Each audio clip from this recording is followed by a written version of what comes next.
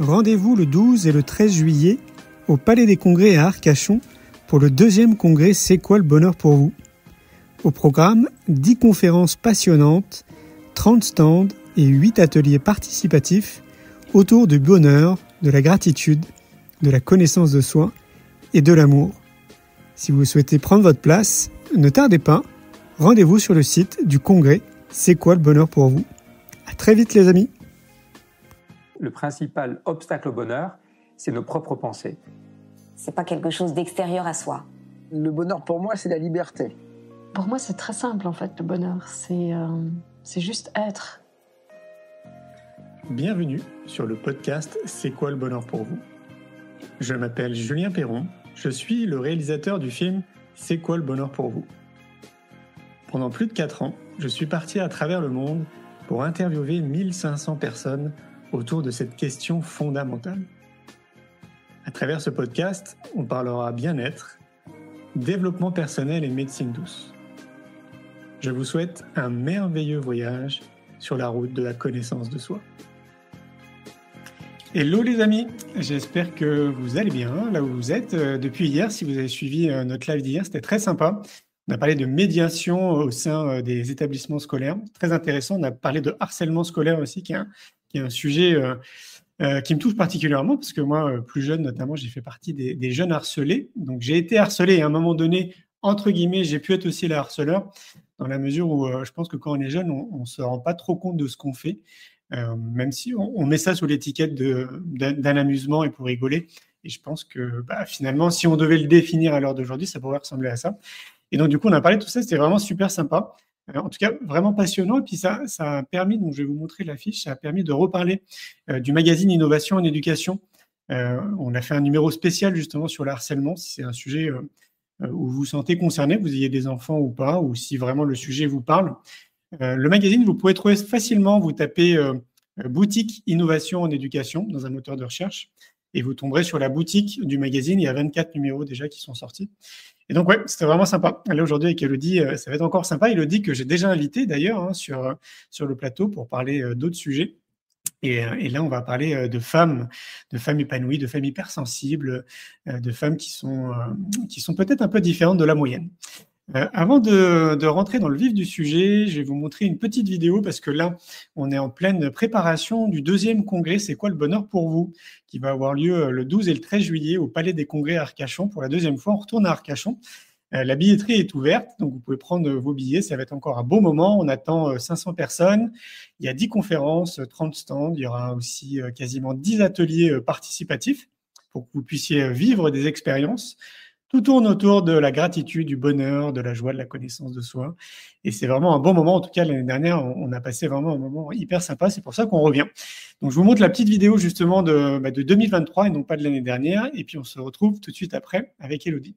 Tout d'un coup, on rentre dans une salle où il y a beaucoup d'enthousiasme, où c'est joyeux. Je pense qu'on a tendance à se défendre de nos peurs plutôt que les accepter, leur faire de la place et les affronter. Parce qu'on a une vie trop sédentaire. Donc on est tous sur des rails, on nous dit voilà, c'est tout droit. Il faut que des gens osent faire des pas de côté. Le bonheur pour moi, c'est l'alignement. On grandit dans un environnement qui nous apprend à être d'une certaine manière pour pouvoir être aimé. Généralement, on met un masque pour correspondre à notre environnement immédiat. On va essayer de comprendre ce qui se cache derrière ce cœur et comment dans votre quotidien vous pouvez vivre plus pleinement avec un cœur plus éveillé. Comment on peut influencer sa santé, sa vitalité et son amour. Qui sommes-nous ? C'est pas évident de répondre à cette question. Je crois que le bonheur, il va au-delà de soi. Si on veut s'inscrire dans cette vie avec le plus d'épanouissement possible, ce qu'il nous faut, c'est l'amour. Comment vous vous sentez, Arcachon ? Je pense que le bonheur, il est juste là. Tout reprend du sens. C'est juste ça. Un magnifique événement. Vous tapez congrès, c'est quoi le bonheur pour vous dans un moteur de recherche et vous tomberez dessus. Je vous montre la petite couverture du dernier livre d'Elodie, Femme hyper passionnée, multipotentielle, atypique, hypersensible. Faites de vos passions un levier de transformation. C'est l'occasion peut-être aussi de parler de bonheur avec Elodie, que je vais faire apparaître tout de suite. Hello Elodie, comment vas-tu ? Salut, ça va, merci. Et bonne année à tout le monde qui nous regarde ou qui vont nous regarder. Tout à fait, tu viens de le dire, on a tout le mois de janvier pour souhaiter les bonnes années. Donc toi, tu es en Écosse. Ouais. Est-ce que on fête le Nouvel An de manière différente en Écosse que dans d'autres pays ou... Non, pas particulièrement. Après, dans les îles, plutôt écossaises, dans les Highlands, il y a des jeux, des choses un peu cool, de coutumes et cultures un peu différentes, en fait. Ah ouais. Mais non, sinon, on est sous la neige, on est bien. Il y a sapin, comme tout le monde pour les fêtes de fin d'année ou Nouvel An. Ah d'accord, j'aurais pas dit que vous étiez sous la neige. Ah ouais, vous êtes déjà sous la neige, d'accord. Ah, oui, toutes les écoles sont fermées. Peut-être qu'il y aura les bruits d'ailleurs de mes enfants parce qu'il y a beaucoup trop de neige pour qu'ils aillent à l'école. Ah ouais, ok. Ah, ça doit être magnifique. Parce que moi, j'ai vu l'Écosse sans la neige. Ah oui, c'est vrai, t'es parti en été. Ah ouais, ça doit être un autre paysage. Je suis très content de te recevoir à nouveau, Élodie. J'ai été invité sur ton podcast, notamment cette semaine, pour parler de mon dernier bouquin. Et là, donc, du coup, on va parler de ton livre « Femme hyper passionnée, multipotentielle, atypique, hypersensible.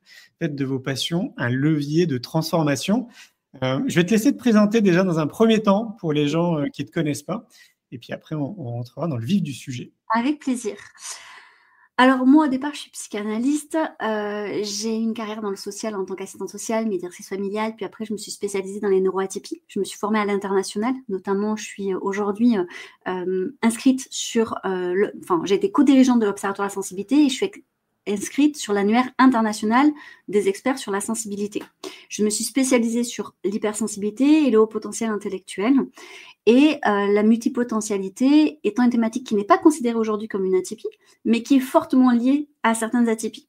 Et donc aujourd'hui, je suis formatrice, j'accompagne aussi d'autres personnes atypiques sur le plan personnel comme professionnel, que ce soit les entrepreneurs atypiques pour évoluer dans leur business avec leur atypie, avec leurs particularités. Mais j'ai souvent accompagné aussi des familles et donc aussi avec les enfants, j'ai fait des livres sur le sujet. Donc j'ai écrit aujourd'hui plus d'une dizaine de livres édités. Voilà, pour faire court. Je donne des conférences, des formations. Bref, je suis passionnée par le domaine. Bravo, bravo. Est-ce qu'on peut définir, c'est quoi être multipotentiel ? Merci de poser la question. Alors aujourd'hui, il y a un peu un melting pot, je dirais, de plein d'idées reçues sur le sujet. Il faut comprendre qu'au départ, la multipotentialité, c'était une thématique qui arrive en fait sur le côté « j'aime bien toucher à tout ». Mais je ne sais pas comment choisir. Au départ, ce terme, en fait, il est lié au HPI. Donc, HPI, c'est quoi? C'est le haut potentiel intellectuel, autrement appelé surdoué, autrement appelé douance. Bref, il y a plein de termes en français qui veulent dire la même chose. C'est quand même un potentiel intellectuel. Et on se remarque que pour ces personnes-là, ou à l'école, par exemple, ils ne savent pas quelle voie choisir, tu vois, parce qu'ils sont plutôt doués ou efficaces, on peut plutôt parler même d'efficacité plutôt que de doués. Dans plusieurs domaines, tu sais, quand il faut choisir, par exemple, une filière, que ce soit à son bac ou après le bac, qu'est-ce que tu veux faire dans la vie? La fameuse question hyper stressante pour beaucoup. Bah, là, ils se disent, mais je sais pas, parce qu'en fait, et comme ils s'intéressent à plein de choses, on leur dit, bah, dans quoi tu es plutôt doué? Et là, il y a aussi plein de choses, tu vois. Ouais. Et je crois que pendant très, très longtemps, ça a été un vrai sujet parce que on était aussi dans des générations où il fallait choisir un métier dans lequel tu étais censé rester tout au long de ta vie. Ouais. Aujourd'hui, ça ne fait plus sens. Pourquoi? Parce que la nouvelle génération, et même, tu vois, la génération beaucoup plus jeune que nous, c'est pas du tout leur concept de leur vie professionnelle. Au contraire, s'ils peuvent même avoir, et c'est ce qu'on appelle le slasheuse avec la barre slash, tu vois, sur LinkedIn, si on peut avoir plusieurs métiers qui n'ont même rien à voir les uns avec les autres, c'est totalement OK aussi. Donc ça, c'est tout nouveau. Et ça donne un nouvel aspect à la multipotentialité. Et donc les gens se disent qu'être multipotentiel, c'est juste être multipassionné. Et tu vois, dans mon ouvrage, c'est ce que j'essaye d'expliquer, c'est non. Il y a plusieurs étapes, en fait. On peut être hyper passionné, comme je pense tout être humain, en fait. On peut être hyper passionné par quelque chose. Je sais pas, pour les enfants, c'est les trains, les dinosaures, les princesses ou je ne sais quoi, tu vois, pour rester dans les clichés. Mais sinon, ça peut être par quelque chose de sportif. Je sais que toi, tu as été hyper passionné, notamment par certains sports, et tu l'es encore. Donc, on peut être hyper passionné. Être multipassionné, ça veut dire qu'on a plusieurs passions. Alors, qu'est-ce que ça veut dire avoir plusieurs passions? Là encore, on pourrait se dire que ça concerne tout le monde. Oui et non. Parce qu'en fait, être multipassionné, ça veut dire en fait avoir plusieurs passions en même temps, ou bien avoir une passion, ce qu'on va appeler la passion majoritaire, et avoir des passions minoritaires. La passion majoritaire, ça va être la passion en fait sur laquelle tu vas vraiment passer beaucoup de temps. C'est-à-dire que tu vois comme une lubie en fait. Ça va prendre tout ton espace mental, tu vas y passer toute ton énergie, voire peut-être tout ton argent dedans. Et tu vas avoir plusieurs passions à côté qui vont peut-être changer. En fait, beaucoup plus, les passions minoritaires vont peut-être changer beaucoup plus comme des lubies que la passion majoritaire. Par contre, la multipotentialité, comme il y a dans le mot, il y a le mot potentiel. Donc, ça veut dire qu'en fait, dans tes multipassions, tu arrives à un certain niveau d'excellence. Alors, qu'est-ce que c'est l'excellence? On pourrait se poser la question. Oui. Et là, c'est ça qui est intéressant, c'est qu'il est très difficile soi-même de se voir multipotentiel, de se voir comme excellent. Parce que tu connais un petit peu la théorie de Dunning-Kruger, les gens qui ont atteint un certain niveau d'excellence ont la capacité de voir en fait là où ils n'excellent pas. Et ils se focalisent sur ce qu'ils ne savent pas. C'est-à-dire que moins tu en sais, plus tu as l'impression d'en savoir, et plus tu en sais, et plus tu te rends compte de tout ce que tu ne sais pas. Eh bien, c'est un peu la même problématique avec la multipotentialité. Et donc, c'est pour ça que je dis souvent aux gens, mais qu'est-ce que votre environnement dit de vous? Et ça, c'est beaucoup plus juste. Et ce que je me rends compte, tu vois, quand j'ai fait toutes mes recherches qu'on a prises, parce qu'il y a quand même des études scientifiques sur le sujet, c'est que les personnes multipotentielles, souvent l'entourage, vont souvent les voir parce que ce sont des personnes un petit peu phares qui ont beaucoup de connaissances et c'est vers elles qu'on va venir en fait pour chercher des conseils, pour leur parler, pour leur demander en fait des astuces, qu'ils en pensent, tu vois. Et souvent l'entourage veut dire tu sais aussi faire ça, mais t'es doué en tout, toi, ou bien genre comme si mais tout est réussi, alors qu'en vérité non, parce qu'on sait très bien que la réussite c'est le sommet de l'iceberg, et en fait il y a tout le reste, il y a les doutes, l'acharnement, la discipline, la motivation, le manque de confiance, les échecs aussi qui permettent de réussir tout ça. Mais en attendant, qu'est-ce que c'est l'excellence si ce n'est en fait faire partie de ces 80 à 90% des gens qui font mieux que les autres. Et ça, c'est une réalité. Et c'est pas faire preuve d'arrogance que de dire sur ce domaine-là, effectivement, je dois reconnaître que j'ai réussi mieux que 90% des autres. Ça ne veut pas dire qu'on est plus intelligent, ça ne veut pas dire qu'on a plus de valeur qu'un être humain. Non, c'est juste reconnaître ça. Et la multipotentialité, c'est que en fait, sur les divers domaines où on se passionne, on est excellent. Ok. On peut aussi peut-être traduire l'excellence par facilité. En fait, c'est une facilité. Qu'est-ce que tu appelles facilité? Est-ce que facilité, ça serait réussir du premier coup? Alors, facilité, pour moi, c'est dans un domaine X, ça va être simple pour moi de le faire, alors que je vais voir que mon pote, pour lui, c'est une vraie galère. Alors, dans la multipassion, dans la multipotentialité, il y a quand même ce truc où je me passionne. Et on se rend compte qu'on ne se passionne pas forcément sur des choses qui sont faciles pour nous. Parce que selon ton goût du challenge, parfois, imaginons, je ne sais pas, que tu te passionnes pour le foot. Voilà. Mais tu n'es pas très doué avec tes pieds. Cependant, tu as quand même envie parce que tu adores ça. Tu vas travailler tellement plus fort que ça ne sera peut-être pas facile, mais tu arriveras à un meilleur résultat. Et au final, on pourra quand même dire que tu es excellent dans ce domaine. Et ce n'est pas parce que tu as eu des facilités.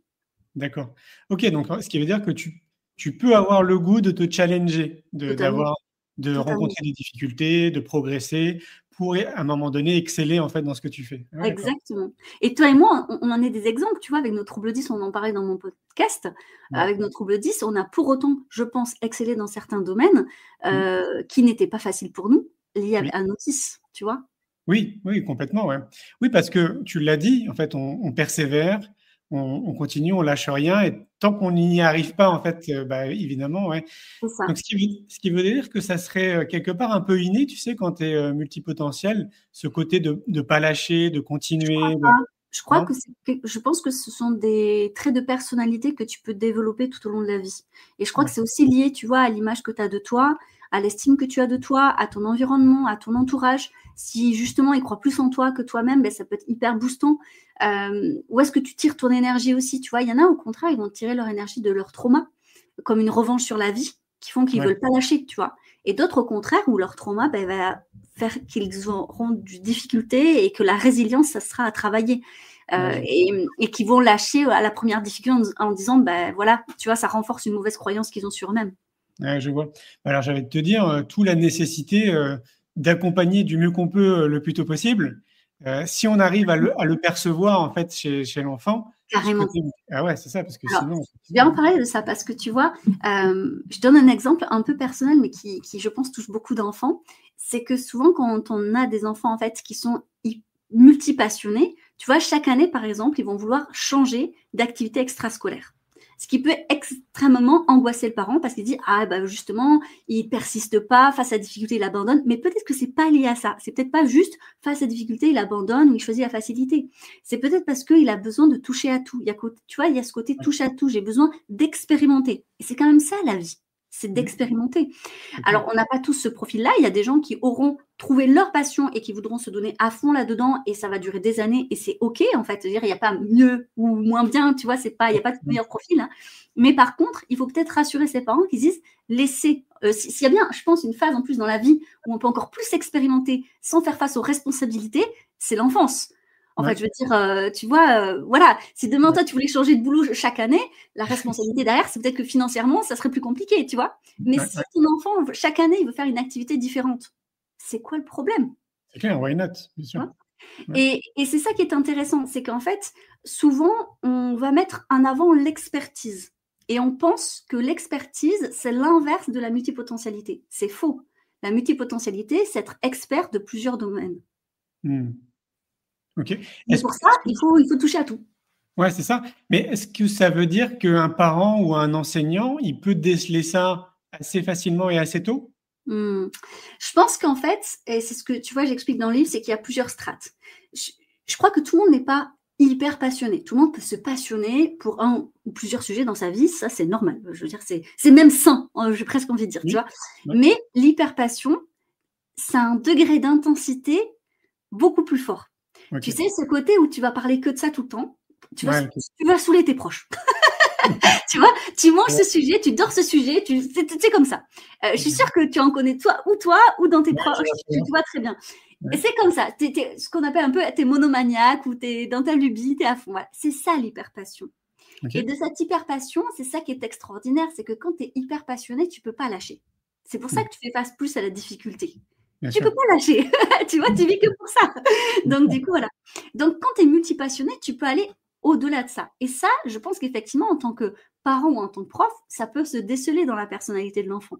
Ces enfants qui lâcheront pas. Et d'ailleurs, c'est ça qui est intéressant, c'est dans les parcours de vie de personnes très célèbres, genre je sais pas, sur des basketteurs professionnels ou quoi, quand on regarde leurs témoignages, ils diront, cet enfant, il pouvait s'entraîner pendant des heures. Dès qu'il sortait, il s'entraînait au basket, par exemple. Il était encore sur le terrain alors que tout le monde était encore rentré. Tu vois, il y a quelque chose qui fait qu'il ne pouvait pas s'arrêter. Genre, on a l'impression qu'il était né avec son ballon de basket dans les mains, tu vois. Mais ça, on l'a sur plein de sujets. Alors, par contre, est-ce qu'on peut se découvrir une passion sur le tard? Ça, c'est totalement possible. Et je voudrais vraiment casser cette idée de se dire, genre, tu sais, les gens, ils disent, moi, je suis douée dans rien. Parce qu'ils estiment que soit ils ont connu en fait quelque chose d'extraordinaire quand ils étaient enfants, ils l'ont gardé, et donc effectivement, plus les années passent, et à l'âge adulte, inévitablement, mais ils deviennent très très bons. Et donc ils se disent, mais moi, ça n'a pas été le cas, et donc je suis douée en rien. Et c'est pas du tout le cas. En fait, la question, c'est est-ce qu'il y a quelque chose qui vous passionne aujourd'hui suffisamment pour que vous alliez un peu plus loin là-dedans, en fait. Mais ça, c'est tout j'ai envie de dire, la problématique, mais j'aime pas le terme, c'est le mot qui me vient à l'esprit, de beaucoup de personnes. En fait, il y a quand même un certain nombre de personnes, quand tu leur poses la question, mais c'est quoi vos passions? Qu'est-ce que tu aimes? Ils sont incapables de te dire. Ouais. Et donc, du coup, comment on fait quand on est incapable? Tu vois que parfois, c'est même frustrant. Moi, je le ressens, c'est quand tu peux avoir des discussions comme ça. Tu sens une forme de frustration auprès de la personne. Tu dis, non, en fait, je sais pas ce que je kiffe, c'est compliqué. Alors, déjà, il y a beaucoup de choses qu'il faut déconstruire. Je crois qu'on n'a qu'une idée de... En fait, on a une très petite idée de ce que pourrait être une passion. Il y a le sport, il y a le travail, il y a quelques loisirs, mais en réalité, on peut se passionner sur plein de choses. Et je donne un exemple, par exemple, tu vois, les gens que j'accompagne qui sont souvent hypersensibles, naturellement, ils ont quand même un sens de l'écoute et une empathie développée. Et tu vois, quand je vais creuser ce sujet-là, on sent que naturellement, ce qui les passionne, c'est justement d'entrer en contact avec l'humain, d'entrer en contact avec l'autre. Et ça, par exemple, c'est des choses qu'on ne parle pas, on ne l'imagine pas comme une passion. Sauf que peut-être qu'ils en font un métier. Souvent, d'ailleurs, ils font, tu vois, justement, peut-être prof, parce qu'il y a ce côté passion de la transmission. Ça peut être passion dans l'écoute, s'ils font psy, par exemple, ou thérapeute. Donc, il y a quelque chose, tu vois, de l'ordre de la passion quand même. Parce que pour après, à faire des années d'études qui ne sont pas forcément faciles pour en arriver à ce stade-là, c'est que quelque chose les a passionnés. Et ça, on l'imagine moins, tu vois. Parce que ce n'est pas concret. Donc, je crois qu'il faut aussi se demander... Et ça, c'est la question qu'on pose. Si demain, vous n'aviez pas d'obligation à faire rentrer de l'argent, que feriez-vous de vos journées? Alors, c'est intéressant cette question parce que la plupart vont dire, d'ailleurs, je pense que la plupart vont dire, moi, si je deviens millionnaire ou parce que je joue au loto, je ne ferai plus rien. C'est impossible. Quelqu'un qui ne fait plus rien, c'est quelqu'un qui n'est pas en bonne santé mentale. Ça, c'est clair. On ne peut pas rien faire. Peut-être qu'il y a un moment où, parce que tu t'es tellement donné, tu sais, tu as ce moment de décompression où tu ne fais rien pendant un temps. Ça, c'est possible. Mais après naît justement ta passion naturelle, en fait, vers quoi tu vas aller. Et c'est ça qui est intéressant. Et il y a un autre point, c'est que je crois que les gens ont peur d'expérimenter parce qu'ils ont trop peur de l'échec ou de perdre du temps. C'est vrai. Donc, moi, je m'interroge, vous perdez du temps à faire quoi exactement? Parce que je pense que le temps qu'on perd, on le perd, tu vois, dans les écrans, dans les relations qui ne sont pas saines pour nous, dans peut-être un travail qui ne nous convient pas, qui ne répond pas à nos valeurs. Ça, c'est de la perte de temps. Passer du temps avec des gens qu'on n'aime pas ou à faire des choses qu'on n'aime pas, ça, c'est vraiment la perte de temps. Mais se poser et se demander, OK, je vais, je sais pas, commencer un tricot, par exemple, parce que je pense à la neige, donc se mettre au chaud, tu vois, ou je vais commencer, je sais pas, du beach volley. Voilà, juste comme ça, pour tenter. Ça ne veut pas dire qu'on en fera forcément une passion, ça ne veut pas dire qu'on en fera une carrière. Et ça aussi, je pense que c'est important, c'est que les gens ils disent, mais à quoi bon si j'en fais rien de concret? Tu vois, c'est ce côté de, mais je ne vais pas de toute façon devenir champion de beach volley, donc pourquoi je commencerai? On s'en fiche, en fait. Tu as le droit de commencer quelque chose sans avoir l'objectif final d'en vivre ou d'en faire un métier. Et je crois qu'on voit trop le côté aussi travail. Et on a le droit aussi, tu vois, de vivre une passion sans en faire un métier. Mais oui. Parce qu'on parle beaucoup du métier passion, et tant mieux, mais ce n'est pas une obligation. Et on peut très bien s'épanouir avec un métier qui nous apporte plein de satisfaction, mais assez justement pour nous libérer du temps et de l'énergie ou de l'argent pour tout mettre dans des passions à côté. Bien sûr, mais j'ai plein d'exemples. Déjà, moi, le premier exemple qui me vient à l'esprit, c'est moi. Je pense que ça va faire écho à des personnes dans ce que tu dis. C'est-à-dire que quand j'étais plus jeune, à l'âge de 12 ans, mon frère il me dit « tu devrais essayer de faire du kung-fu ». Je n'avais jamais entendu parler de ça. Je n'avais pas forcément l'intention de faire des arts martiaux. Ouais. Du coup, j'ai fait une séance, boum, je suis tombé amoureux en fait du kung-fu. J'en ai fait pendant 14 ans et je suis devenu champion de France. Pourquoi? Parce que c'est exactement ce que tu as dit. En fait, j'étais le gars qui regardait tous les films d'arts martiaux, qui voulait faire exactement la même chose que tu t'appelles, qui allait s'entraîner tous les jours, qui était tous les week-ends au Bois de Boulogne aussi en train de m'entraîner. C'était devenu une vraie passion alors que je ne l'avais pas imaginé. Donc, je trouve que c'est un bon exemple, tu sais, dans ce que tu viens de dire, c'est-à-dire qu'il faut tester des choses. C'est-à-dire, il faut avoir un peu cet état d'esprit de curiosité, se dire, tiens, allez, je vais tester le beach volley. Et tu ne sais pas, ça se trouve, ça va déclencher quelque chose auquel tu n'avais pas imaginé. Ouais. Mais en fait, il faudrait être des yes man. Tu vois, quand quelqu'un te propose genre, je fais une randonnée, tu vas avec moi? Oh, je sais pas, j'ai jamais fait de randonnée. L'occasion, allez-y. Ou bien, je sais pas, moi, je sais que le ski, j'ai une très mauvaise expérience du ski. Mais si j'ai l'occasion, tu vois, je dirais, je le retente, justement. Tu vois, je m'arrête pas sur cette expérience qui n'était pas forcément bonne, tu vois. J'étais jeune en plus. Mais tu vois, je trouve que c'est important, en fait, de se dire, après, il y a des choses qu'on n'aime pas du tout et c'est OK. Et je dis pas d'essayer tout et n'importe quoi.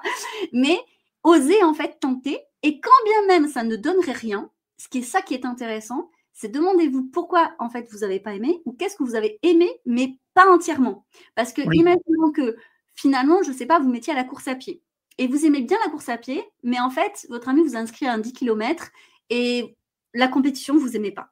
Et ça ne veut pas dire que vous n'aimez pas la course à pied, ça veut dire que c'est la compétition que vous n'aimez pas. Et tu vois, ça c'est un exemple aussi chez les enfants hypersensibles. À chaque fois qu'ils évoluent à un certain niveau, qu'importe la discipline qu'ils font, on les inscrit souvent dans des compétitions ou dans des concours. Oui. Et en fait, ça peut casser une passion parce que eux, ce qui les passionnait, c'était pas de se comparer aux autres, c'était juste de progresser eux-mêmes. Et peut-être qu'un jour, ils en viendront à ça ou pas, en fait. Et ça peut être aussi intéressant de se dire, en fait, c'est peut-être pas la discipline qui ne lui plaît plus, mais c'est juste qu'arrivé à un certain niveau, on force un peu l'enfant à se dire, allez, ça serait bien que tu fasses la compétition. Mais peut-être que ça lui plaît pas du tout. Ah, mais moi, je me retrouve à fond là-dedans. En fait, moi, je voulais pas faire de la compétition au kung-fu. En fait, c'est mon prof qui a insisté pour dire, écoute, voilà. Mais oui, arrivé à un niveau, c'est ça, c'est ce qu'on te fait faire, en fait. Ça, ouais. Et ça après, moi, j'ai fait la compète, et après, je leur explique, je lui ai expliqué, moi, ça me saoule de faire de la compète. Ce qui me plaît, en fait, c'est faire du kung-fu, c'est pas d'aller, comme tu dis, me confronter aux autres. Ouais. Ça aurait pu te dégoûter et arrêter, ça aurait été dommage parce que tu n'aurais pas atteint ce niveau-là et ça t'aurait pas appris autant de choses sur toi. Et peut-être qu'un jour, tu en serais venu en fait à la compétition, mais de toi-même en fait. Exactement. Donc voilà, je pense vraiment que les gens devraient juste, tu sais, un peu comme retrouver cette âme d'enfant et on t'en parle aussi dans ton livre, mais de se dire, quand j'étais enfant, qu'est-ce que j'aimais? On peut commencer par ça, tu vois. Quelles étaient mes passions quand j'étais enfant? Et se dire, je sais pas, moi, j'aimais bien, je sais pas, moi... les histoires, les livres de science-fiction. Mais bon, maintenant, livres de science-fiction, ok, très bien. Essayez de retrouver des livres chez vos parents, grands-parents, je ne sais pas, que vous lisiez. Relisez-les, juste pour voir ce que ça fait. Ouais. Et peut-être que vous n'allez pas vous lancer dans des livres de science-fiction, mais non, ou peut-être que si. Mais peut-être que ça va vous donner le goût de voir, je ne sais pas, s'il y a des films, vraiment de très bons films en science-fiction, ou peut-être ça vous donnera envie d'écrire vous-même une histoire en science-fiction. Il y a peut-être un truc qui va naître de ça, en fait. Oui. Pour ça, il faut juste se donner le temps. Et je crois, par contre, Tu vois, moi, j'en viens vraiment à me demander cette histoire de temps qui est pour moi vraiment la valeur la plus importante au monde, le temps. Essayer vraiment. Les gens ils me disent mais j'ai pas le temps d'essayer, j'ai pas le temps de faire ça dans ma vie. Tout. Alors je vais être honnête, moi je suis une entrepreneuse et j'ai 4 enfants en bas âge. Donc si je trouve le temps, vous pouvez trouver le temps. D'accord. Donc quand on dit j'ai pas le temps, c'est parce que les gens ils s'imaginent qu'ils vont avoir une plage horaire de 2-3 heures. Super luxe. Non, moi je l'ai pas. Tu vois. Mais par contre, 10 minutes par-ci, 10 minutes par-là. Et puis en fait, au fur et à mesure, on le trouve le temps. Parce qu'on enlève ce que j'appelle moi les temps morts. Les temps morts où on aura tendance, tu sais, le fameux hop, avec le petit doigt sur le téléphone comme ça, c'est voilà, ou sur autre chose. Et on va le remplacer par autre chose en fait. Ouais. Et on va le trouver parce que quand on est passionné, on trouve toujours le temps en fait de faire vivre. Oui, pour moi, c'est vraiment des questions de choix par rapport au temps. C'est vraiment le choix que tu fais de mettre ton temps dans telle et telle chose. Quand on y réfléchit bien, qu'on prend du recul, c'est vraiment qu'une question de choix. Par contre, effectivement, c'est pas tout le temps simple pour la plupart d'entre nous de faire ce choix, de dire bon ok, je prends pas mon téléphone pendant 15 minutes, mais à la place, je vais faire de la méditation, par exemple. Il y a vraiment toute une thématique. L'environnement. Tu vois, nous, on n'est pas du tout contre les écrans à la maison, par exemple, c'est pas du tout, voilà. Mais par contre, on s'est rendu compte que la manière dont tu vas agencer, par exemple, ta maison, ce que tu vas y mettre, va forcément jouer. Par exemple, il n'y a absolument aucun écran dans la maison. Nous, on n'a pas de télé et c'est un choix. C'est-à-dire que si on veut regarder un truc, on a un vidéoprojecteur et donc ça va être, tu vois, de t'installer vraiment pour, par exemple, une soirée cinéma avec les enfants, des choses comme ça. Mais l'écran va être un moment où, c'est sur mon bureau. Tu vois, le bureau, je m'installe pour travailler, l'écran est là, il n'y a pas de souci. Ensuite, on n'a pas de Wi-Fi. Ça veut dire que dans la zone où je vis, en fait, il n'y a pas de 5G. Donc, si je vais être sur mon téléphone, je vais brancher, on a mis en fait des prises murales où je branche mon téléphone pour accéder en fait tout simplement au réseau. Mais je ne peux pas me balader dans ma maison avec mon téléphone. Ça, par contre, il y a des bibliothèques absolument partout, il y a des jeux de société absolument partout. Donc, quand tu t'ennuies naturellement, tu es plus tenté de prendre quelque chose qui est accessible. C'est un peu comme la nourriture. Si tu fais un énorme placard avec plein de gâteaux, plein de biscuits, je suis désolée, mais tu as beau avoir toute la motivation du monde, tu seras tenté. Si tu mets une belle corbeille de fruits, tu vois, avec des oléagineux visuellement disponibles, si tu as un petit creux, tu vas être beaucoup plus tenté, tu vois, de prendre une pomme, une banane, tout ce que tu veux. C'est exactement la même chose. Donc là, on prend des exemples bateaux, mais demandez-vous peut-être qu'est-ce qui vous prend du temps et comment vous pourriez, en fait, juste dans votre environnement, le changer. Je prends un autre exemple, et c'est vrai qu'il n'y a pas d'écran dans la chambre à coucher, et je trouve que c'est hyper important parce que si, je ne sais pas moi, mon conjoint est sur son téléphone, que je m'ennuie parce que sur le téléphone, l'autre, il ne nous écoute pas. Hein. Il y a ce truc, tu sais, mais tu ne m'écoutes pas. Mais si. Non, tu ne se sent pas écouté quand l'autre est sur le téléphone. En fait, je vais être tentée aussi, si jamais c'était quelque chose, moi, qui, naturellement, je suis happée par mon téléphone. Le fait de voir les autres le faire, c'est comme les fumeurs qui essaient d'arrêter de fumer. Si tu es entouré de fumeurs, je pense que c'est beaucoup plus difficile d'arrêter de fumer, tu vois. Si, au contraire, tu es entouré de personnes qui font des pauses, mais où il n'y a pas de clope, en fait, ça va être plus facile. Donc, c'est un peu la même chose, c'est peut-être adapter son environnement pour essayer de trouver justement des solutions qui nous amènent à repenser notre temps différemment. Pourquoi tu as axé ton livre autour des femmes ? C'est la grande question, ça. Alors, c'est tout simplement parce qu'il y a une trilogie de livres. Le premier, ça a été Femmes atypiques, qui a été en 2022. Le deuxième, Femmes au multipotentiel en 2023. Et en 2024 est sorti en fin d'année, Femmes hyper passionnées. Pourquoi au départ les femmes ? Alors, ces livres peuvent être bien sûr lus par des hommes, bien évidemment. Mais en fait, je me sentais plus légitime parce que 95% des personnes que j'ai pu accompagner jusqu'à présent, que j'ai pu soutenir tant professionnellement que personnellement, c'était des femmes. Et je me suis dit, pourquoi pas le féminiser aussi, le livre, en fait. Tu vois, il y a tellement de livres, justement, où les femmes ne se reconnaissent pas, et il y a quand même des particularités chez les femmes, et notamment, tu vois, chez les atypies, parce qu'aujourd'hui, malheureusement, beaucoup d'atypies sont étudiées scientifiquement sous le prisme seulement masculin. Par exemple, l'autisme ou le TDAH au féminin n'est pas du tout bien connu. Hein. On commence tout juste, en fait, à comprendre que ce n'est pas du tout les mêmes symptômes cliniques. Ah oui, ok. Oui, parce que le camouflage est beaucoup plus grand. Par exemple, une femme TDAH, alors ça va être un peu cliché, mais les petits garçons, on va le voir physiquement parce qu'ils vont prendre beaucoup d'espace, tu vois. Ils vont beaucoup bouger. la femme TDAH, elle va avoir beaucoup plus tu vois, de tics nerveux comme ça, en fait. Sa manière de gérer son hyperactivité va être des choses comme ça, ou la jambe qui bouge dessous, je peux pas montrer, mais tu vois, parce qu'elle se conditionne beaucoup plus. Et pareil, on se rend compte que le camouflage, tu vois, sur l'autisme, c'est la même chose. Sur le HPI, pareil. En fait, on se rend compte quand même que le sexisme a de l'impact sur notre manière de voir, de percevoir et de vivre les neuroatypies. Donc, le premier livre, c'est vraiment ça, où je mets en avant effectivement même cette problématique qu'on a dans les études scientifiques, c'est-à-dire que lorsque on va faire une étude sur le HPI, eh bien, il y a beaucoup plus d'hommes qui viennent comme cobayes, ou en tout cas qui veulent bien répondre, que de femmes sur l'HPI. Tu vois, ils sont plus à l'aise qu'elles là-dessus. Sur l'hypersensibilité, c'est un peu l'inverse. Beaucoup plus de femmes ont de facilité à dire qu'elles sont hypersensibles que les hommes, parce que dans notre société, l'émotion serait l'apanage de la femme et l'intelligence de l'homme. Non, c'est vrai. Donc, je dis pas c'est vrai que c'est une réalité, mais c'est vrai que ça se passe comme ça. Mais c'est ça, c'est un conditionnement. Et tu vois, pour revenir à tout ce que toi tu proposes, c'est des choses qui sont liées à l'éducation aussi. Qu'est-ce qu'on transmet en fait depuis tout petit? Et chez la petite fille, on va lui dire plutôt reste sage, tranquille, ne te salis pas. T'as une belle petite robe, tu vas quand même pas la salir. Donc la petite fille TDAH, parce que je rappelle que les atypies c'est de naissance, donc c'est ça apparaît pas d'un coup. Donc forcément, elle va trouver d'autres stratégies pour vivre son hyperactivité, par exemple, tu vois. Elle va parler par exemple très très très vite. Elle va avoir beaucoup plus elle va beaucoup plus couper la parole, des choses comme ça, parce qu'il y a une sorte d'hyperactivité intellectuelle dont elle a besoin de sortir, tu vois. Là où le petit garçon, si on le laisse plus, la possibilité, tu vois, quand on dit, moi, tu vois, par exemple, j'ai 4 garçons. Et le premier réflexe des gens, c'est « Oh, qu'est-ce que ça doit être fatigant, ils doivent courir partout et tout ». Mais quand je vois mes amis qui ont des filles, je trouve pas qu'ils courent plus qu'elles, en fait. Tu vois. Mais c'est comme si à eux, on leur laissait la possibilité de courir partout parce que c'est des garçons, tu comprends? Tu vois. Voilà. Il y a ce côté-là, ou même à l'école, tu vois, on va beaucoup plus faciliter aux petits garçons à dire bon ben c'est normal, voilà, c'est un petit garçon, il a besoin de mouvement, et puis s'il en a trop, on va dire peut-être qu'effectivement il y a un TDAH, ça va se voir. La petite fille, on va pas forcément le voir, et en fait les diagnostics vont se faire beaucoup plus tard, malheureusement. Ah ouais, ok. Ouais.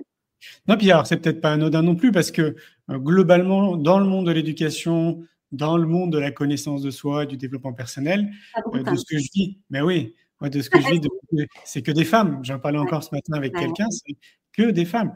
C'est fou, par exemple, tu sais, j'organise des séjours aussi sur Compostelle, tu sais, j'accompagne des groupes. Bon, c'est que des femmes, c'est que les femmes qui s'inscrivent. Ouais, c'est ça. Et ça, je ne sais pas trop comment l'expliquer, parce que je vois qu'il y a de plus en plus d'hommes, bien évidemment. Logique, tu vois, parce que moi, je me rappelle au collège, même déjà en CM1, CM2, dans les récréations, nous, les filles, on n'avait pas forcément le droit de jouer. Je m'explique. C'est-à-dire, nous, il fallait s'asseoir sur les bancs et discuter. Les garçons, eux, ils jouaient au foot et tout. Ils étaient... Non, mais... Et moi, je me rappelle que quand je suis arrivée et qu'on est passé de la corde à sauter, l'élastique, quand on était dans un cours de primaire, au collège, où genre, ça ne le faisait pas de jouer à la corde à sauter. Et donc, tout ce que j'avais à faire, c'était de m'asseoir sur un banc et discuter. Oh, ça a été le choc, tu vois. Alors que eux, ils avaient... Et tu vois, et je les jalousais parce qu'en fait, les garçons, ils avaient le droit de jouer au foot et tout. Puis c'est l'âge où, tu sais, on ne se mélange pas trop en plus. Donc, du coup... En fait, qu'est-ce qu'on a fait? On a quand même développé en tant que femme, et je le vois même maintenant, entre femmes, on se parle beaucoup. Donc, on réfléchit beaucoup à ce qu'on ressent, on va échanger. Il y a une introspection plus grande parce qu'on partage, l'autre te renvoie des choses. Donc, dans le développement personnel, tu grandis beaucoup plus. Et ça, c'est une problématique dans les couples aussi, parce que ça crée un décalage. Tu vois, là où les hommes, entre eux, ils se tapent dans le dos, genre, allez, ça va aller. Tu vois, donc, niveau introspection, réflexion, mais tu vois, réflexion personnelle, on ne pousse pas trop non plus, quoi, tu vois. Donc, effectivement, sauf si l'homme en question a, je pense, cette sensibilité naturelle et va peut-être fréquenter beaucoup de femmes ou est proche de sa maman ou a eu un père quand même qui était différent, tu vois. Et moi, je le vois par rapport à mon mari avec nos enfants qui parlent beaucoup sur les émotions, tout ça.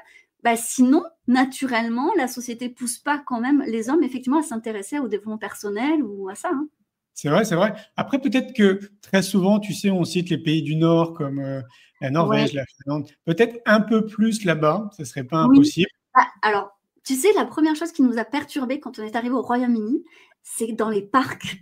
Quand on est allé dans les parcs pour enfants, de voir le nombre de papas présents et qui jouaient avec leurs enfants, chose que tu vois très peu en France en vrai, très très peu. Déjà, la plupart des parents en France, et c'est pas une critique, mais en profitent souvent pour se poser sur le banc et regarder leur téléphone pendant que les enfants jouent. Donc tu vois, non mais c'est vrai, donc, tu ne me verras pas ici au Royaume-Uni, très très peu, vraiment. Si tu vas au parc, c'est pour jouer avec ton enfant, tu vois. Et les parents sont très présents à leurs enfants, ce qui d'ailleurs évite aussi, je pense, les enfants de créer des tensions entre eux. Parce que comme tu es présent pour évaluer, pour être médiateur, pour expliquer, ben là, par exemple, non, tu peux pas le pousser. Là, c'est chacun son tour sur toboggan. Tu vois, ça, voilà, il y a des choses qui se font comme ça. Mais il y a autant de papa que de maman, en fait. Et ça nous a surpris parce que souvent, mon mari, à chaque fois qu'il est dans le parc, limite, tu sais, en France, toutes les femmes le regardent en disant « Oh, ça, c'est un père !» Ça l'a toujours agacé. Et ici, il passe pour un père lambda. Franchement, bah oui, de ses enfants, bah, en même temps, tu vois, normal, quoi, tu vois. C'est ça, bah oui, c'est clair. C'est ça. Mais je crois que ça change aussi la donne. Parce que si tu vois ton père faire comme ta mère, en fait, s'occuper de toi, t'amener à l'école, à connaître tes rendez-vous, tu vois, prendre les rendez-vous médicaux, et ça, c'est des trucs souvent qui sont les femmes. Et s'intéresser effectivement aussi, aller, tu sais, aux réunions parents-prof, c'est lui qui se déplace. L'habiller, le chercher, je sais pas, faire toutes ces choses-là, jouer avec lui. Bah, en réalité, du coup, je pense que ça change et les petits garçons évoluent avec aussi cette vision-là. Mais c'est sûr. Ouais, c'est sûr. Hein. Je suis en train de penser, tu sais, aux personnes qui nous écoutent, parce que je l'ai vu notamment au congrès Innovation et l'éducation, tu sais, qu'on faisait du coup, c'était l'année dernière à Grenoble. Il y a Catherine Testa, dont on parlait avant de commencer le live, qu'on connaît bien tous les deux, qui est venue faire une conférence sur les TDAH, justement. Ouais. Elle a sorti un livre incroyable, TDAH et alors, que je recommande chaudement. Vraiment. Tout à fait. Et c'était une première pour elle, tu sais, de donner une conférence en dehors du monde de l'entreprise et de parler un peu d'elle, tu sais, c'était pas commun. Et ça a été très bluffant pour elle parce que il y a franchement au moins la moitié de la salle qui à la fin de la conférence était en train de pleurer. Oh. Parce que, mais pleurer, on va dire, de reconnaissance. Oui, c'est ça, de soulagement, oui, je vois. Merci enfin d'être le porte-voix quelque part, de dire ce que je ressens. C'est cocasse, comme tu sais que la thématique, c'est quoi le bonheur pour vous et de voir tout le monde pleurer. Non, là, c'était le congrès Innovation et Éducation. C'était autour de l'éducation. Et donc, tout ça pour te dire que j'ai constaté quand même, donc, suite au congrès, mais il n'y a pas que dans le congrès, qu'il y avait quand même un certain nombre de personnes, finalement, qui ne savaient pas, tu vois, qu'ils étaient atypiques. Et c'est hyper bluffant. Il y en a qui l'ont découvert pendant la conf de Catherine Testa, quand même. Hein. Je suis pas surprise. Tu vois, le fait d'habiter à l'étranger, ça aussi, ça me donne, je trouve, une vision intéressante du recul qu'en France, on a encore quelques années. Voilà. Aujourd'hui, on est encore en France dans le débat si ça existe ou non. Ça, c'est lunaire pour moi. C'est vraiment lunaire. Il y a un débat, mais même entre psy, tu vois, où ils se tirent un petit peu dans les pattes l'un de l'autre en disant ça, c'est n'importe quoi, non, avec toujours les mêmes arguments. Oui, il veut se faire de l'argent là-dessus. Bon. On sort. En fait, je me dis, est-ce qu'on pourrait revenir au sujet, c'est-à-dire les gens, tu vois, qui ont besoin d'aide. Mais au Royaume-Uni, pas du tout. En fait, c'est même plus un sujet, c'est-à-dire que je me rappelle, tu vois, quand j'avais amené mon troisième, il pleurait beaucoup, tout ça. Donc, à un moment donné, quand tu as un bébé qui pleure beaucoup, bah, tu vas forcément voir le médecin en te disant, est-ce qu'il n'y a pas quelque chose, une pathologie que tu passerais derrière. Et on a fait tous les tests possibles. Et je me rappelle, alors le médecin ne savait pas ce que je faisais. Et je me rappellerai énormément parce que j'étais assise, heureusement, parce que j'aurais été sinon. Voilà. Et il m'a dit, je vais vous parler de quelque chose, peut-être que vous ne savez pas, mais il y a des enfants, en fait, qui ont une très grande sensibilité. Et ça expliquerait ses pleurs aussi. Je pense qu'il est très sensible à tout ce qu'il y a autour de lui, dans son environnement. Et tu sais, je buvais ces paroles, non pas parce que j'apprenais un truc, mais parce que c'était exactement tout ce que je savais moi et sur lesquels où j'essayais de me battre depuis des années pour faire valoir ça en France, en fait. Et lui, c'était juste un généraliste lambda et c'était pas le seul à m'avoir dit ça, en fait. Et c'est parce que c'est normal pour eux. Tu vois, j'ai un de mes fils qui a effectivement aussi qui est autiste. Et quand j'en ai parlé effectivement à la maîtresse, il n'y a pas eu de débat en disant « Ah oui, encore un autre et tout, j'en ai un autre HPI. » Tu vois, il n'y avait pas besoin de preuves ou quoi. Elle a totalement acquiescé. Elle a dit qu'ils étaient formés et qu'effectivement, elle avait reconnu ça chez mon enfant et qu'ils n'avaient pas besoin d'un diagnostic officiel ou quoi, qu'elle allait adapter en fait les exercices ou les demandes, la manière de communiquer avec lui très naturellement, en fait, tu vois. Et ça, quand on raconte ça à des parents qui ont leurs enfants en France, ils disent « Mais on en rêverait, quoi. On en rêverait d'être là. » C'est clair. Et est-ce que tu sais l'expliquer au-delà de l'aspect culturel qui sont… Je pense qu'il faut juste du temps. Je pense qu'on va y venir. Je pense, tu sais, c'est vraiment… dans toute forme d'apprentissage, il y a ce côté où je ne sais pas que je ne sais pas. Donc voilà, j'apprends à savoir. Et en fait, il y a un effet un peu… un effet de… cet effet de mode dont tout le monde parle actuellement en France, en fait. Ce côté, allez, c'est bon, c'est un effet de mode, c'est bon, tout le monde est HPI, mais non, tout le monde est hypersensible, et ils en ont jusque-là. Mais ça fait partie de cette courbe, en fait, d'acceptation d'une idée. Et une fois qu'on dépasse ça, on a compris que ça existait, on sait faire la part des choses entre les idées reçues et tout ce qu'on a mis autour, parce qu'effectivement, dans cet effet de boom, cet effet, tu vois, d'effet de mode, il y a des gens qui vont se greffer, qui vont greffer un peu tout et n'importe quoi sur ça, et on ne va pas y voir clair, mais ça fait partie de l'acceptation. Et je pense que c'est juste un processus. Pourquoi la France aurait quelques années de retard? Je me dis, elle a bien quelques années d'avance sur d'autres sujets, tu vois. Oui, de toute façon, oui. Je suis plutôt d'accord avec toi. Après, moi, l'impression que ça peut me donner, donc c'est peut-être une croyance, c'est aussi l'alimentation, tu sais, des nouvelles mamans, qui est différent, j'imagine, quand même, de ce que ça pouvait être de notre génération, celle de nos parents, grands-parents, arrière-grands-parents, etc.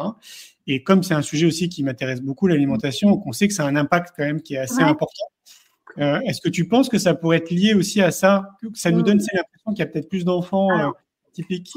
C'est un grand sujet que je trouve hyper intéressant. Tu vois, c'est comme les écrans. À un moment donné, on se questionnait à savoir est-ce que les écrans peuvent générer un TDAH, tu vois.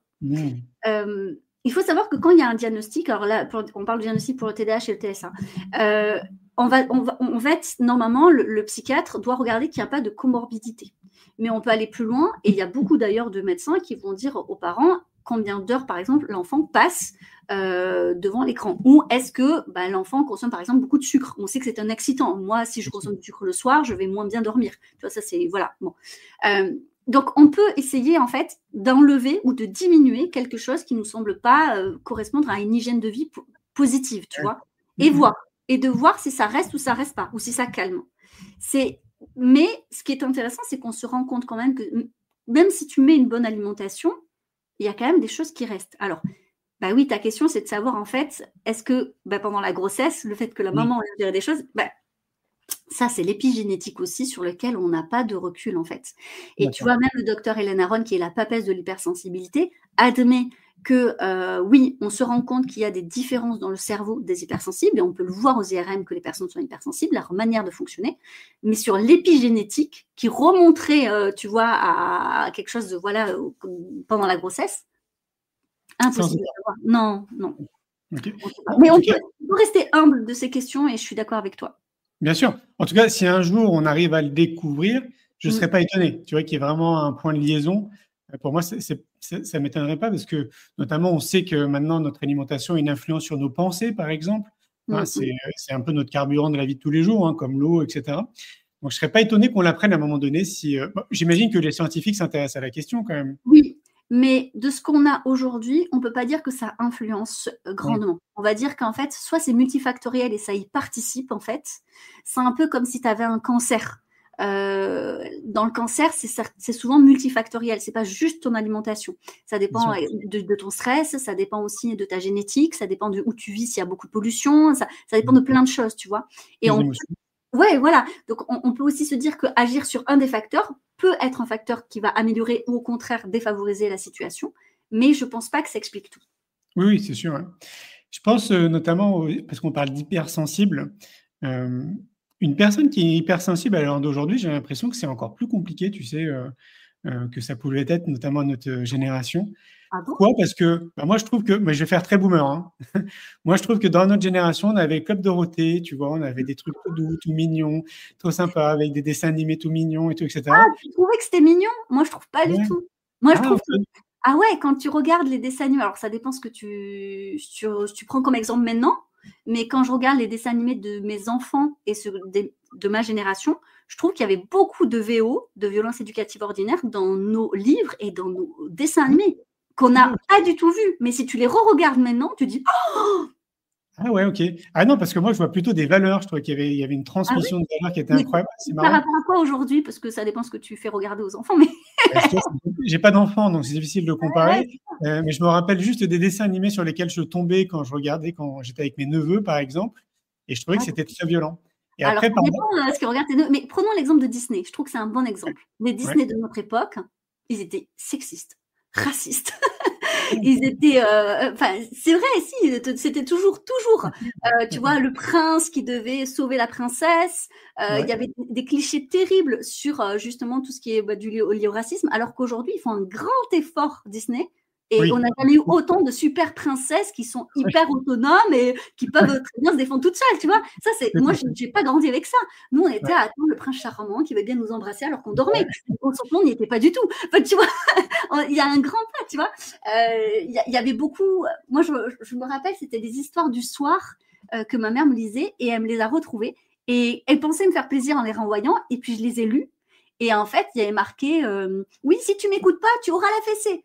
Ça, mais non, dans les livres enfants, jamais. Tu vois, c'est un truc. C'est intéressant. C'est intéressant. On l'a banalisé, je pense. Je pense qu'on a banalisé. C'est possible. Ouais. Non, parce que, alors, du coup, peut-être que c'est que mon point de vue, hein, mais moi, j'ai le sentiment qu'il y a plus de violence qui est mise en avant. Donc, à travers les séries, télé, à travers la société, en fait, globalement. Le fait aussi qu'on ait accès à Internet, alors que nous, à l'époque, on n'avait pas accès. Je pense qu'Internet a été un gros changement. Ouais, nous donne accès à quand même beaucoup de choses. Et donc, je me demande si parmi ces critères multifactoriels que tu évoquais, peut-être que ça peut être aussi un critère, tu sais, c'est peut-être cette violence qui est plus visible, on va dire, tu vois, parce que peut-être qu'elle a toujours été comme ça, mais elle est plus visible. Peut-être que ça pourrait rendre les individus aussi davantage sensibles et hypersensibles. Possible. Mais je n'ai pas du tout cette image-là, tu vois. Parce que je me rappelle qu'à même à l'époque, dans les médias, on invitait des gens qui assumaient clairement les actes pédophiles, quoi. Je veux dire, c'était dans les médias, mais oui, on a plein d'archives qui passent sur les réseaux sociaux et l'époque de Brel et tout, c'était juste dégueulasse, tu vois. Aujourd'hui, je trouve qu'au contraire, on essaye vraiment de faire attention, qu'on a beaucoup évolué, même sur la cause du féminisme, c'est pas encore acquis totalement, mais je veux dire, il y a une grande évolution qu'il n'y avait pas du tout à l'époque. Le viol conjugal, on n'en parle que depuis très peu, par exemple, alors qu'avant, c'était le devoir du couple, enfin tu vois, le devoir conjugal, quoi. C'était pas. Tu vois, je trouve qu'il y a eu beaucoup de voilà. C'est intéressant. Après, par contre, je me demande si on pourrait pas le voir sur le cadre de la sursollicitation. Oui, aussi. Tu vois, je me dis ça fatigue énormément l'esprit et ça ne l'alimente pas forcément de choses positives. C'est pas très qualitatif cette sursollicitation. On est sur. Je pense que avant, comme il n'y avait pas Internet et qu'il n'y avait pas autant d'écrans, on était beaucoup moins sursollicité en vision et audition, tu vois. Et aujourd'hui, en plus, on est dans un contenu de consommation, tu sais, un peu fast-food, quoi. Ah oui. Les réseaux sociaux, tu vois. Là où, du coup, ça nous aide pas pour l'attention. Tu vois, je me dis, j'aimerais bien savoir le nombre de personnes qui verront ce live jusqu'au bout, qui nous mettent un commentaire. Genre, jusqu'au bout. Non, mais tu vois, parce que je pense que se concentrer sur une seule chose pleinement et s'approprier ce contenu jusqu'au bout, c'est une prouesse aujourd'hui. Tu sais qu'on a fait un mag là-dessus, dédié à l'attention. Ah, mais j'ai crois D'après ce qu'on a vu, hein, notre taux d'attention, là, aujourd'hui, il est 30 secondes. C'est-à-dire que c'est moins qu'un poisson rouge. C'est ça. Et je crois que c'est ça qui génère aussi de la violence, de virulence. Parce que tu vois, toi qui est justement ah oui, je me rappelle. Toi qui, justement, tu promeus beaucoup, tu vois, la méditation, le fait de l'instant présent. On n'en est pas capable et je pense que malheureusement, ce sont ces outils qui nous permettent, au niveau de la violence, de nous canaliser davantage, de nous apaiser, tu vois, aussi, de prendre du recul sur les choses, sur les gens, sur les difficultés de la vie. Sinon, j'ai l'impression qu'en fait, on est juste en fait, les sursollicitations, c'est comme des agressions à force. Et c'est peut-être pour ça qu'on voit plus, ou tu as l'impression, enfin c'est une théorie que je propose, qu'on voit plus d'hypersensibles, parce que visuellement, ils sont juste un peu plus à bout. Alors que si tu les mets, et tu vois, toi qui proposes justement des balades, des promenades, des moments de calme, d'un coup, là, ces gens-là, ils paraissent pas si hypersensibles, ils paraissent, tu vois. Donc, c'est peut-être le contexte autour, pour moi, de la sursollicitation. C'est comme au travail, en fait, on te demande de faire toujours plus dans un moindre temps donné. Même maintenant, dans les métiers, moi, je l'ai vu dans le social ou psycho, tout doit être rentabilisé alors qu'on parle d'humain, tu vois. On est plus sur de la ressource que sur de l'humain sans arrêt. Et je pense que ça oppresse tout le temps, toujours plus, toujours plus, toujours plus. Bien sûr. Et on est en quête de ralentir, mais on ne sait pas comment faire. Oui, c'est vrai. Mais ça me fait penser, peut-être que toi, tu l'as vécu. Moi, je m'entends encore dire par des gens « Ah, toi, tu es trop sensible » ou tu vois, des trucs comme ça. Je pense qu'il y a beaucoup de gens qui vont se reconnaître dans ce que je dis. C'est pas évident, je trouve, tu sais, d'entendre ces choses-là.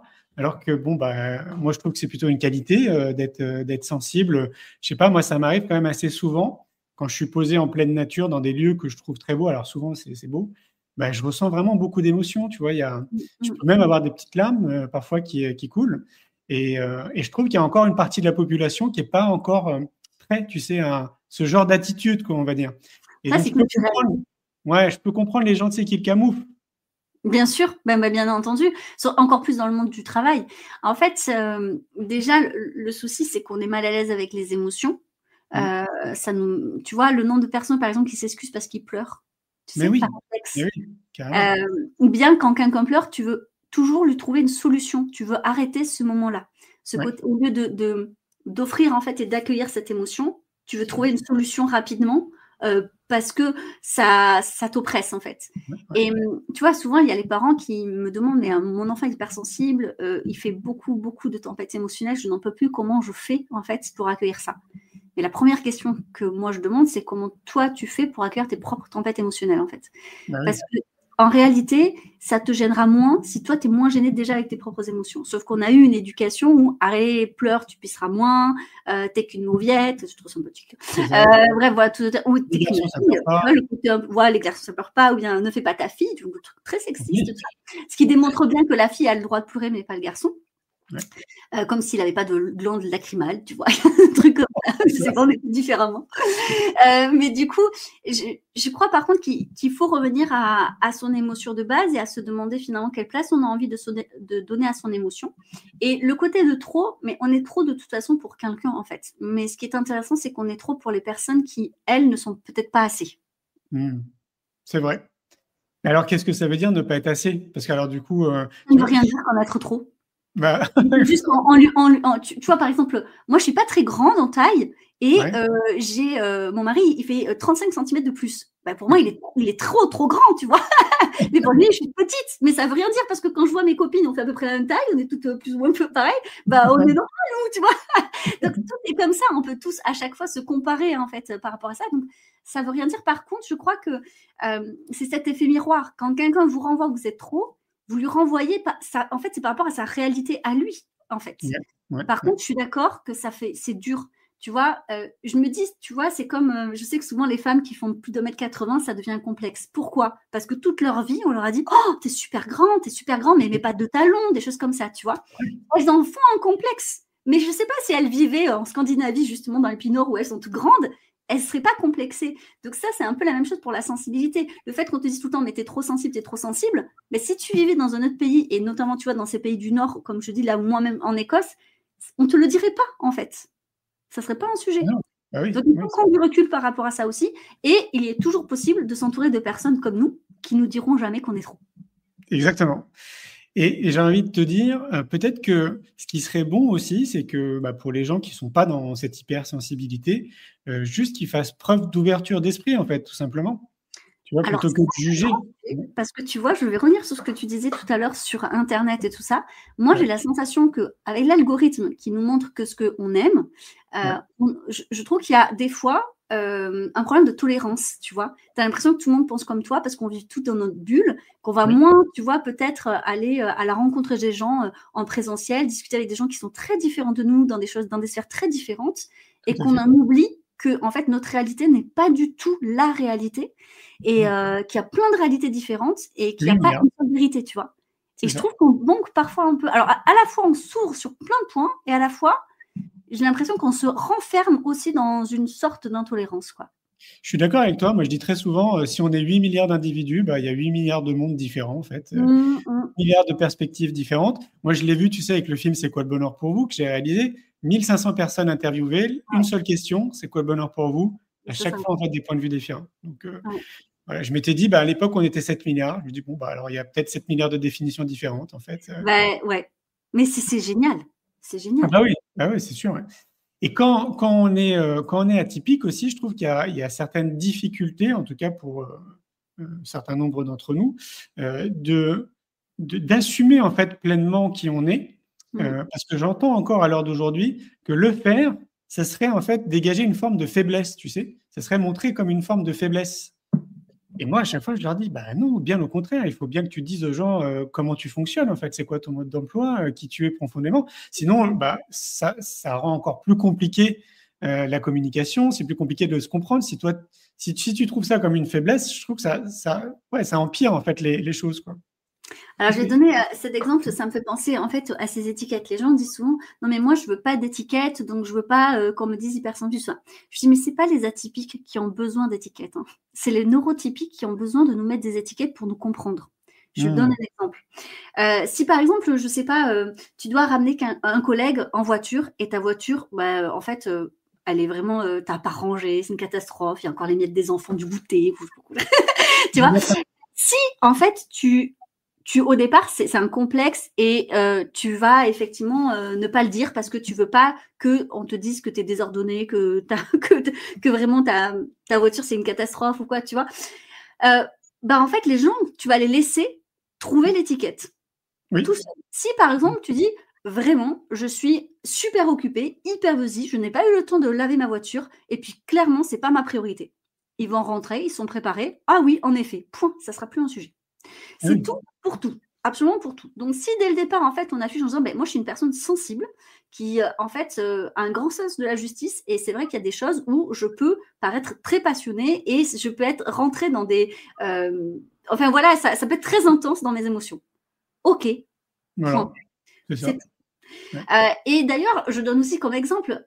Les gens, il y a toujours, je suis sûre que tout le monde a cet exemple-là, tu vois, d'un collègue qui est irascible, qui est désagréable avec tout le monde et qui ne fait aucun effort. Je suis sûre qu'on le connaît, même dans la famille ou quoi.